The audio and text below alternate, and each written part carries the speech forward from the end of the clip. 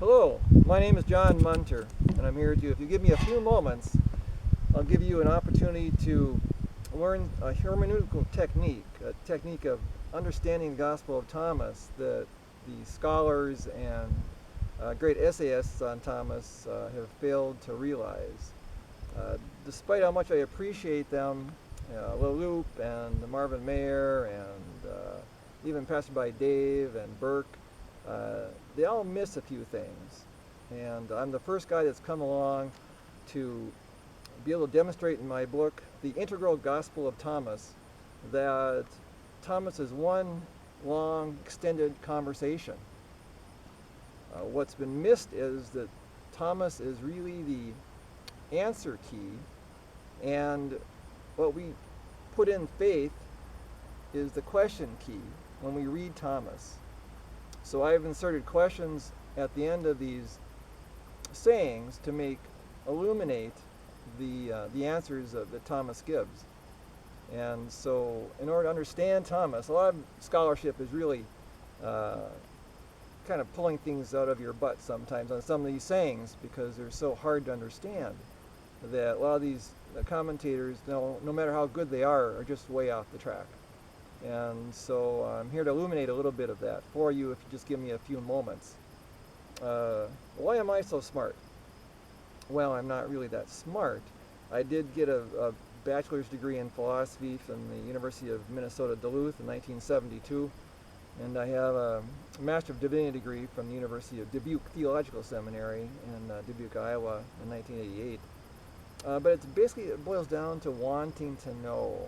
And that's one of my key beliefs, is that anything can be known if you really want to know it. We're all part of one mind, and the universe will present it to us on a platter sooner or later if we're clear enough and can receive the information. So let's begin here. I hope you enjoyed my Jerusalem artichokes here. They're about 9 feet tall, and they're kind of like how the mind works. A little seed and it just really grows. I've never tasted one of these, but I expect to this fall.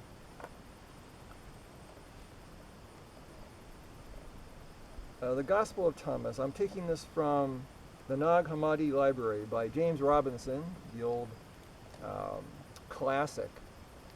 I'm not going to read to you anything except for the sayings here. These are the secret sayings which the living Jesus spoke, which Didymus Judas Thomas wrote down. Okay, well, who is this guy, Didymus Judas Thomas? Well, there really wasn't such a guy. Didymus means twin, and Thomas means twin, and so literally it means twin, Judas, twin. And one could think that, I believe that Thomas was written about 90 Common Era because it was attacked vehemently by the Gospel of John on the one hand, and then Thomas also used the sayings of the Synoptic Gospels, and so there's that little period of time in there when it was probably written. But so to think ethically here about the writer, the writer's maybe saying, or she is maybe saying, that this is written by someone who feels they're a twin of Judas Thomas, or feels that they're reading it from the higher self of Judas Thomas, that type of thing. But the real question is here, well, why are these secret? What's the big deal? I thought we were trying to convert the world to whatever belief you happen to espouse. Okay, so let's look at the first saying here. And he said, whoever finds the interpretation of these sayings will not experience death. Pretty radical. This whoever is pretty democratic too, pretty radically democratic. Whoever finds the interpretation of these sayings will not experience death. Wow, that's a big claim. And so now we know why it's secret, that this is all allegorical. But it's a clue. But what does experience death mean? I mean, really, we all die, don't we? Actually, it means the bitterness of death. We won't experience the bitterness of death. But so let's go on to the next saying here. Jesus said, "Let him who seeks continue seeking until he finds. When he finds, he will become troubled When he becomes troubled, he will be astonished, and he will rule over all. Oh my gosh, another incredible claim. Well, okay, so now we know why death is not a big deal. It's quite an amazing experience. We're talking about ruling over all is like ruling over God, ruling over the universe. I mean, what a claim! And how can that possibly be true?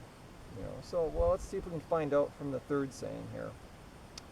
Jesus said, "If those who lead you say to you, 'See, the kingdom is in the sky,' then the birds of the sky will precede you. If they say to you, 'It is in the sea,' then the fish will precede you. Rather, the kingdom is inside of you and it is outside of you. When you come to know yourselves, then you will be known, and you will realize it is you who are the sons of the living Father. But if you will not know yourselves, you will dwell in poverty, and it is you who are that poverty." Okay, we got some clues here. Some real clues. It's inside of you. Okay. And if we don't know ourselves, we'll live in poverty. But if we do know ourselves, we'll become that rich, rule over all presence. Okay, so that's a clue, but when I meditate, I don't really see anything, right? I don't see the light, I just see my body, I see my thoughts going back and forth. I mean, I don't get it, right? So that's the next question after this. Okay, so let's go on to saying number 4. Jesus said, "The man old in days will not hesitate to ask a small child 7 days old the place of life, and he will live, for many who are first will become last, and they will become one and the same." Okay, so what's the key word here? This old man won't hesitate to ask a 7-day-old. A 7-day-old child is one who's just before they become circumcised, enjoying the human covenant. Okay, so this is a child who is free of the human covenant. But the key phrase here is the place of life. What is the place of life? Okay, and that's obvious. That's the mother's breast, right? 7-day-old child is at the mother's breast.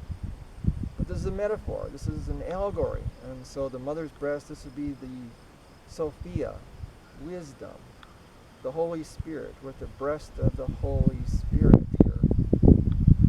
And one will live. Okay, so going inside means nursing off of the Holy Spirit. And we'll have to continue this next time. If you want to read more about my information, go to my website, www.themirroredbridalchamber.com, or check my book out online, The Integral Gospel of Thomas Made Easy. Thank you.